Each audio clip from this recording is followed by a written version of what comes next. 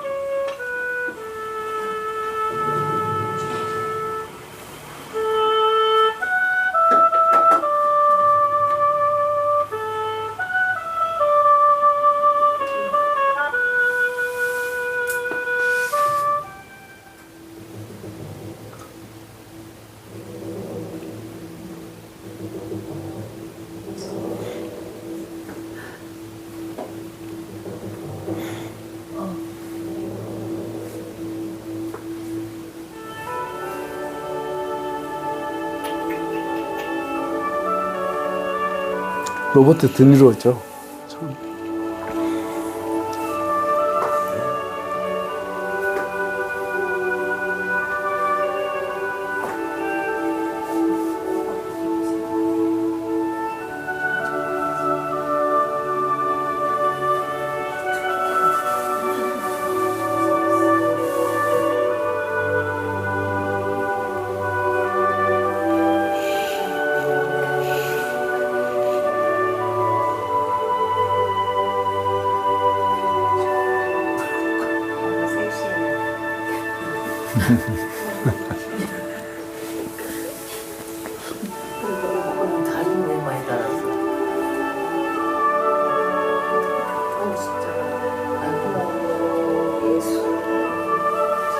이제 마지막 장면이죠.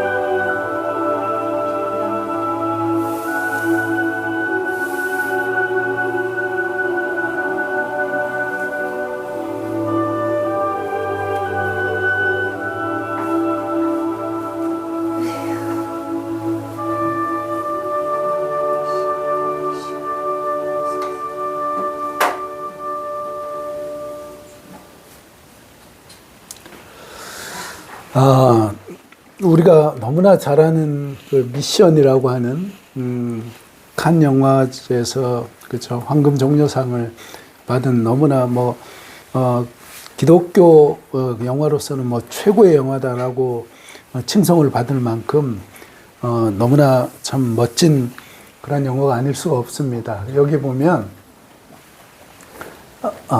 그렇죠.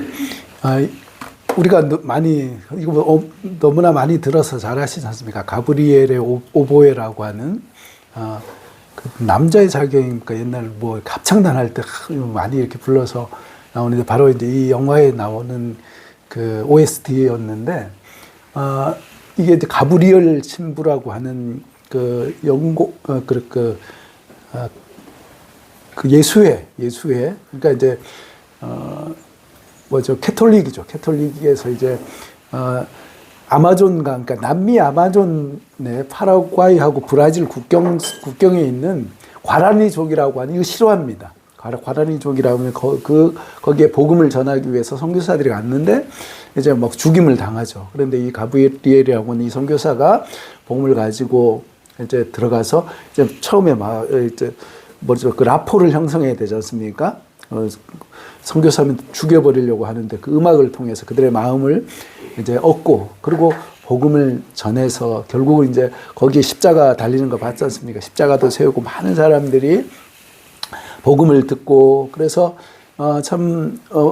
복음이 이렇게 잘 전해지는데 문제는 제국주의 열강. 그러니까 그때가 1750년대 정도 됐습니다. 그래서 스페인과 포르투갈이 서로 그 땅을 그 제국주의 그때 한참 그랬지 않습니까? 땅을 정복하려고 하는 그 정복 전쟁에 거기에 이제 휘말려서 결국 그 과라니족들이 이제 다 죽게 되죠. 여기 보면 이제 로버트 드니로가 나오는데 처음에 그 노예 매매상이었죠. 그래서 그 이 사람 원주민들 잡아가지고 노예로 이렇게 팔아버리고 그걸 가지고 이제 돈을 벌고 이렇게 살다가 그 자기 동생을 이렇게 이제 죽이는 그 사건에 이제 살인자가 되면서 결국 이제 그 죽을 뻔했지만 그 죄를 이제 용서받고 그런 그 과정 속에서 뭡니까? 이제 이 드니로가 그 신부가 됩니다. 신부가 돼서 이제 참 그들과 함께 이제 생활하면서 여기도 나왔지만 같이 막 이렇게 지내는데 결국 이제 마지막 그 열강이 이제 침략해 와서 그들을 막 죽일 때 두 상반된 반응이 나오죠. 로버트 드니로는 어떻습니까? 죽어가는 그 원주민에서 총을 들고 나가서 싸우다가 이제 결국 이제 죽게 됩니다. 그런데 이 가브리엘 신부는 보셨죠? 십자가를 들고 가다가 결국은 죽지만 그렇게 이제 다 죽음으로 끝내지만 그리스도인들이 하나님의 백성들이 참 어떤 모양으로 어떤 모습으로 자기를 핍박하고 반대하는 세력 앞에 어떤 모습으로 나가야 되는가라고 하는 것 그 부분에 대해서 잘 우리에게 말해주는 또 그래서 혹자는 드니로처럼 그렇게 싸워야지라고 하는 그런 반응들도 있지만 궁극적으로 뭡니까? 하나님께서 우리에게 요구하시는 것은 신부님이 총 들고 막 죽여버리고 막 그러면 어떻습니까, 여러분? 우리가 십자가의 종교고 사랑의 종교인데 참 인간적으로는 그죠. 그런 부분들을 많이 공감할 수 있지만 그러나 하나님께서 말씀하시는 그 복음의 본질 속에는 어때요? 그럼에도 불구하고 용서하고 용납하는 그 삶에 대해서 아주 우리에게 크게 울림을 주는 귀한 영화라고 이렇게 생각됩니다. 우리나라 이제 초기 선교, 개신교가 우리나라에 처음 이렇게 들어왔을 때 구한말쯤 되겠죠. 한 선교사님이 들어와서 이렇게 복음을 확 전하니까 요 조금 들었던 요 아주 머리 잘 돌아가는 한 사람이 선교사님을 놀리면서 오른뺨을 팍 때렸답니다. 그러니까 이 선교사님이 어떻습니까? 왼뺨도 딱 갖다 대는 거죠. 그러니까 또 딱 때리더랍니다. 세 번째 또 때리더랍니다. 그러니까 이 선교사님이 우통을 딱 벗더니 아주 죽도록 패줬답니다. 그러면서 하는 말이 이렇게 얘기했답니다. 오른뺨 때리고 왼뺨 주라는 얘기인데 그 다음에는 성경에 없어. 그런 거는 그렇게 아주 그냥 소위 말하는 거의 죽음을 만들었다고 합니다. 참 복수는 왠지 우리에게 쾌감을 줍니다. 그죠? 우리의 그건 뭐 그 본성이고요. 참 그런데 자, 복수에 대해서 참 오늘 계속 한번 생각해 볼 텐데 아우슈비츠 수용소에서 생존한 유대인 그 여성에게 참 수많은 사람들이 죽어나가죠. 자기 뭐 자녀들뿐만 아니라 가족들. 어쨌든 유대인들은 뭐 600만 명이 총 그렇게 죽었으니까 뭐 얼마나 많이 죽었겠습니까? 그래서 끝나고 나서 어떤 사람이 인터뷰를 하면서 물었다는 거 아닙니까? 복수하고 싶지 않냐? 복수하고 싶지 않냐? 그 독일 사람들, 이 나치의 만행, 이 사람들 복수하고 싶지 않냐라고 했을 때 그는 이렇게 대답했다고 합니다. 나는 복수에 대한 감정으로 내 인생을 파괴하고 싶지는 않습니다. 그러기에는 내 인생이 너무나 귀하고 아름다운 것입니다. 그렇죠? 그렇죠. 그래서 일반적으로 뭐 이 사람들은 십자가를 고백하는 사람은 아니지만 어때요? 토라의 그 가르침, 그렇죠? 구약의 그 가르침을 따라서 그걸 실천하면서 자신의 삶을 위해서 나는 용서하는 삶을, 내 아름다운 삶을 위해서 용서하는 삶을 살겠다라고 그렇게 고백하고 있다는 겁니다. 우리는 어떻게 해야 됩니까? 우리는 하나님을 믿는 십자가를 아는 하나님의 백성들은 어떻게 살아야 됩니까?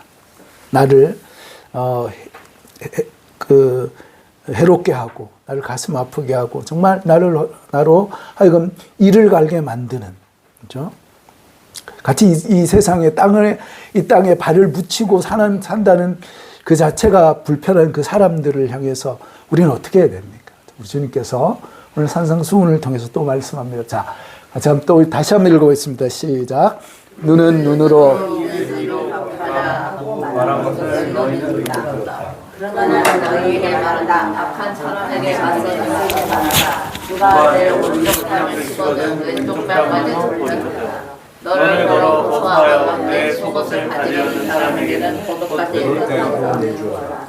누가 너더러 억지로 우리를 가고자 하거든 심리를 가주어라. 내게 달라는 사람에게 주고 내게 꾸려고 하는 사람을. 그렇죠. 그래서 예수님 당시에, 그렇죠? 일반적인 가르침은 그 38절이었다는 겁니다. 그 당시에 통용되고 있었던 일반적인 어떤 복수에 대한 일반적인 법칙은 누가 얘기한 겁니까?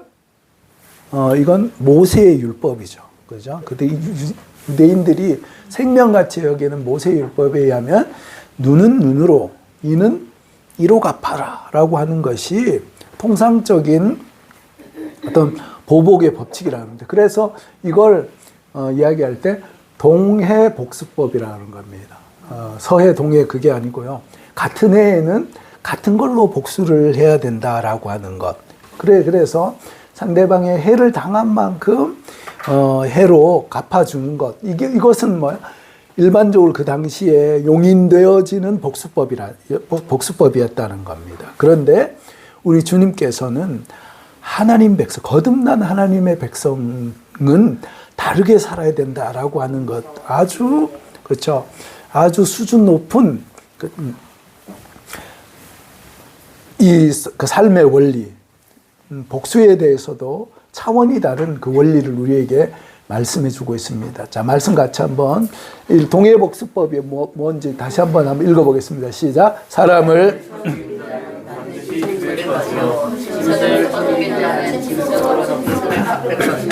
사람이 만일 그 이웃에게 상해를 입혔으면 그가 상대로 그에게 행할 것이니 상처에는 상처로 눈에는 눈으로 이에는 이로 갚을지라. 남에게 상해를 입힌 그대로 그에게 그렇게 할 것이며 짐승을 죽인 자는 그것을 물어줄 것이요 사람을 죽인 자는 죽일 자니 거류민에게든지 본토에게든지 그 법을 동일하게 할 것은 나는 너희의 하나님 여호와이라. 네, 그래서 이것이 그렇죠. 모세의 율법이 주어진 그러니까 예수님 당시로 하면 이미 1400년 전에 모세에게 주어진 복수 방법. 그러니까 이런 방법은 그렇죠. 율법의 정확한 방법이기 때문에 이 부분을 가지고 누가 왈가왈부 할 수가 없었다는 겁니다. 근데 혹자는 또 그렇게 이야기를 하더라고요. 눈은 눈으로 갚는다라고 하는 것은 이것도 은혜의 어떤 복수법이다. 그런 얘기를 하더라고요. 이게 무슨 말씀이냐면요. 우리가 보통 보면 우리가 손해를 입으면 내가 한 대 이렇게 맞으면 한 대만 딱 때립니까? 어떻게 합니까? 아주 그냥 할 수 있으면 그냥 흠신 두들겨주고 그렇지 않습니까? 복수하지 않습니까? 그러면 어때요? 그럼 내가 내 감정에 이렇게 치우쳐서 그렇죠. 오히려 더 내가 손해 입은 것보다 훨씬 더 복수를 하고 2배, 3배로 이렇게 갚아버린다는 거예요. 그러니까 그러지 말라는 거예요. 그러지 말라라고 하는 그런 은혜가 또 이 동해복수법에는 있는데 어쨌든 그런데 우리 예수님께서는 이것보다 더 차원이 높게 살아야 된다라고 하는 것을 말씀한다는 겁니다. 이렇게 살면 근데 어때요? 어떤 악순환이 있게 됩니까? 보복이 또 보복을 그렇죠. 보복을 낳는다는 겁니다. 그래서 소위 우리 이제 작년 성도님들은 이렇게 젊었을 때 그 무협지 좀 읽으셨지 않습니까? 무협지에 보면 그 기본적인 골격이 뭡니까? 복수혈전이지 않습니까? 뭐 어떻게 합니까? 어느 날 그 스승이 그렇죠. 뭐죠? 그 원수에 의해서 죽임을 당해요. 그러니까 이제 그 밑에 수하에 있던 그 제자가 이를 갈고, 그때는 막 힘이 없으니까 저 칼을 갈고 있다가 이제 막 힘도 길러가지고 나중에 어떻습니까? 그 원수를 만나가지고 처단하고, 그럼 또 그 원수가 어떻습니까? 원수의 아들들이 또 자라가지고 또 죽이고. 그러니까 이게 보복을 이렇게 악순환을 낳는다는 겁니다. 그래서 그 삼류 그런 어떤 무협지에서도 얘기하는 게 복수를 하라는 겁니까? 뭐라고 얘기하는 거예요?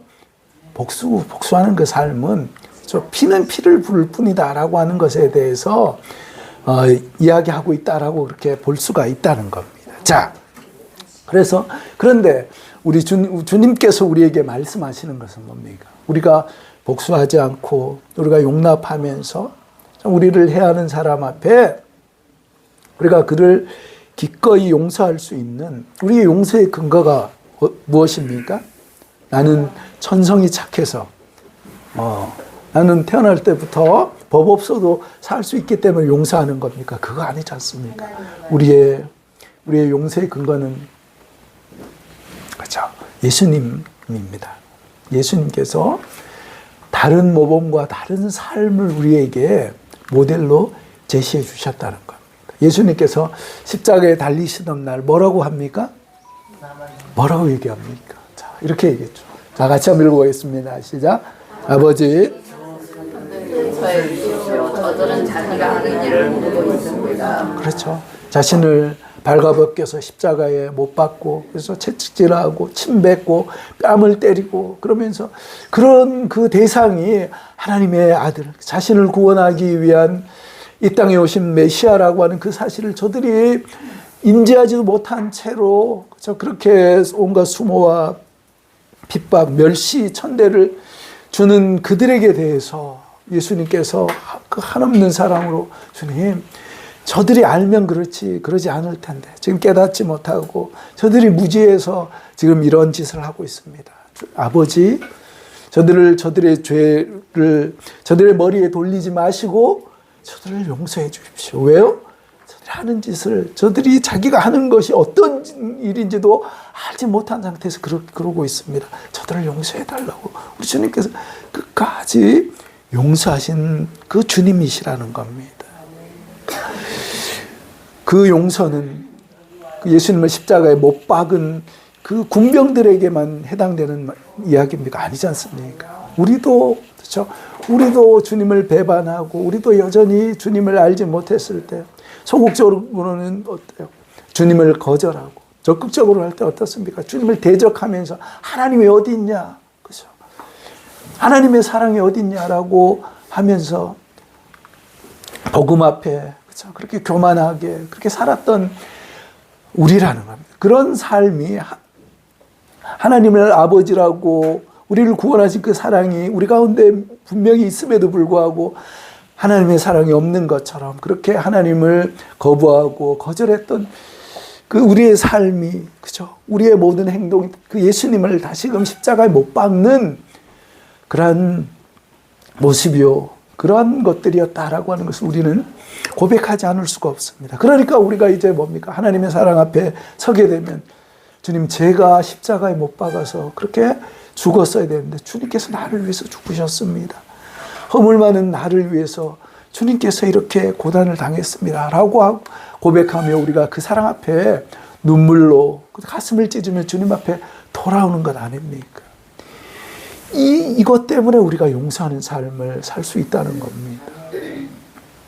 다른 것으로는요, 우리가 가지고 있는 그 어떤 것으로는 조금도 눈꼽만큼도 용서하거나 손해보는 그런 삶을 살 수가 없다는 겁니다. 그래서 우리 주님께서 또 이렇게 우리에게 말씀합니다. 같이 한번 읽어보겠습니다. 시작. 내 사랑하는 자들아, 하지 말고 하나님의 진노하심에 맡기라. 기록되었을 때 원수 갚는 것이 내게 있으니 내가 갚으리라고 주께서 말씀하십니다. 내 원수가 죽이거든 먹이고 목마르거든 마시게 하라. 그리함으로 내가 스스로를 그 사람을 쌓아놓으리라. 악에게 지지 말고. 그렇죠. 파란색 보면 뭐라고 합니까? 너희가 뭐 하지 말고요? 친히 원수를 갚지 말아야 돼요. 원수 갚는 것은 누구의 영역입니까? 하나님의 영역이라 합니다.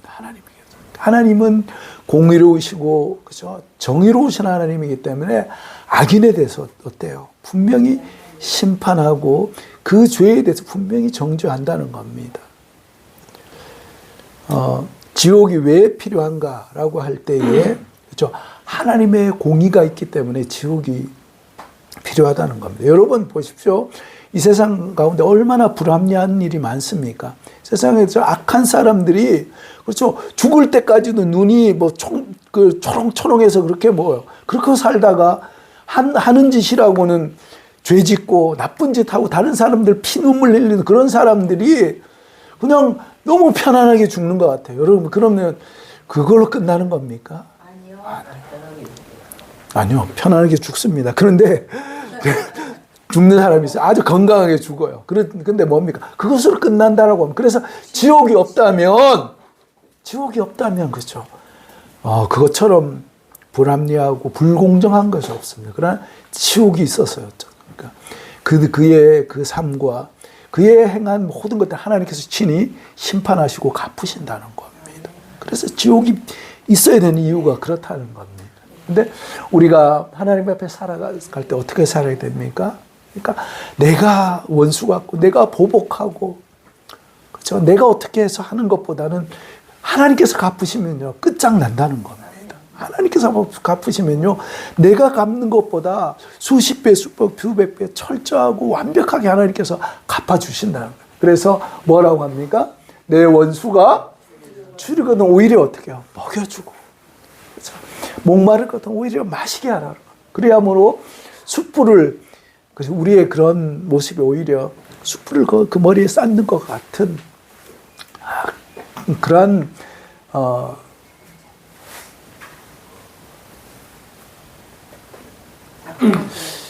그래서 그런 행동을 통해서, 그렇죠, 하나님께서 갚으시도록 하신다는 거예요. 그러니까 우리가 내가 내 혈기로, 그렇죠, 내가 가진 그런 억한 감정으로 우리가 원수를 향해서, 그렇죠, 칼을 휘두르고 그러지 않는 것, 그것이 구원받은, 그렇죠, 하나님의 십자가를 믿는 하나님의 백성의 바람직한 그런 모습이다라고 하는 것을 주님께서 우리에게 말씀하고 있습니다. 자, 우리가 전에 봤던 그런 영화인데 오두막이라고 하는 정말 좋은 영화가 있습니다. 여러분 혹시 기회가 되시면 꼭 한번 보십시오. 참 너무 귀한 영화인데 이게 어떤 영화냐면 너무나 사랑하는 딸이 있었는데 어린 아이예요. 한 7살 정도 되는 아이가 연쇄살인범에서 캠핑을 갔다가 연쇄살인범에 의해서 유괴가 돼서 죽임을 당하고 결국 그 시체를 찾지 못하는 아주 비극적인 그런 스토리가 전개되는데, 그 아버지가, 그렇죠, 그 연쇄살인범에 대해서 내가 그를 찾아서 그를 내 갈기갈기 찔러서 죽이겠다라고 하면서, 그래서 그럴 때 여기에 보면 그 파파라고 하는 그러니까 이 여자죠, 이 흑인 여자가 이제 하나님의 그런 모습으로 나와서 이야기를 하는 겁니다. 그래서 아픔을 가시게 할 어떤 방법이 쉬운 방법은 없다는 거예요. 어떻게 하는 거예요? 자, 그래서 보복하고 원수 같고 이런 것은 뭐라고 얘기합니까? 임시 처방이라는 거예요. 그래서 이제 나중에 보면 어떻게 끝나냐면 그 보복을 하려고 하는 것, 그 원수 갚으려고 하는 것, 그것을 이제 내려놓고 이 아버지가, 그렇죠, 주님의 사랑으로 그 모든 것들을, 그렇죠, 용납하고, 그래서 그러고 나서 이제 비로소 하늘의 평안이 그들 가운데 그의 임하는 것으로 이게 이제 끝나는 것을 보게 됩니다. 그래서 우리가 갚으려고 하는 것들, 우리가 보복하는 것, 이런 것들이 임시 처방이다라고 하는 거, 아주 놀라운 통찰을 우리에게 주고 있는 것을 보게 됩니다. 자, 우리 옆에 있는 분하고 한번 인사하겠습니다. 자, 임시 처방은 오래가지 못합니다. 그렇게 한번 인사하겠습니다. 임시 처방은, 마지막 이야기하고 이제 마치도록 하겠습니다. 인디언 속담에 보면 자 이런 속담이 있다고 합니다. 우리의 마음에는 두 마리의 이리가 살고 있다는 겁니다. 그래서 늘 복수하고 그렇죠. 내가 갚은 것을 되돌려 주려고 하는 그런 복수의 화신 같은 이리가 있는가 하면 또 한 마리의 화신은 평화와 사랑의 이리가 살고 있다는 겁니다. 그래서 늘 이 두 마리가 싸우고 뭐 이제 그러는데 이 이야기를 이제 지혜로운 할아버지가 그 손주에게 이제 들려주면서 묻습니다. 누가 이겼으면 좋겠니? 라고 했을 때, 그럼 뭐 물론 저 사랑과 평화의 그 이리가 이겨야죠. 라고 그렇게 대답을 하니까 그 할아버지가 그렇게 대답했답니다. 그렇지만 결국은 이기는 것은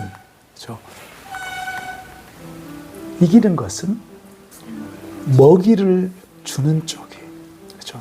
네가 먹이를 자꾸 주는 쪽이 이기게 된다. 그렇게 얘기를 했다는 거예요. 그렇죠? 우리가 그렇죠? 사랑, 용서의 용서의 이리가 우리 가운데 있고요. 복수의 이리가 있다는 겁니다. 우리 마음속에 두 마리의 이리가 있는데 여러분 어떤 이리에게 어떤 이리에게 먹이를 자꾸 주시겠습니까? 용서의 그 이리에게 먹이를 줘야 되겠죠. 그렇게 되면 자연적으로 용서의 이리가, 그 사랑과 평화의 이리가 승리하게 될 줄로 믿습니다. 자, 이것을 기억하시고 하나님 정말 나의 힘으로는 용서하고 나의 힘으로는 그저 손해볼 수 없습니다. 나는 보복하고 나는 그저 갚아주고 싶은 그런 마음이 우리 가운데 있습니다. 그러나 하나님께서 참 우리 이 마음을 기뻐하시는 것이 아니라 주님께서 우리를 용서해 주셨듯이 용납하고 다시금 품어주는 그런 삶을 살기를 원하시는 주님의 마음을 깨달아서 그렇게 주님의 말씀을 따라서 그렇게 살기를 원합니다. 그렇게 고백하면서 날마다 십자가를 의지하고 살아가는 귀한 우리 성도님 되시기를 주님의 이름으로 축복합니다. 기도하겠습니다.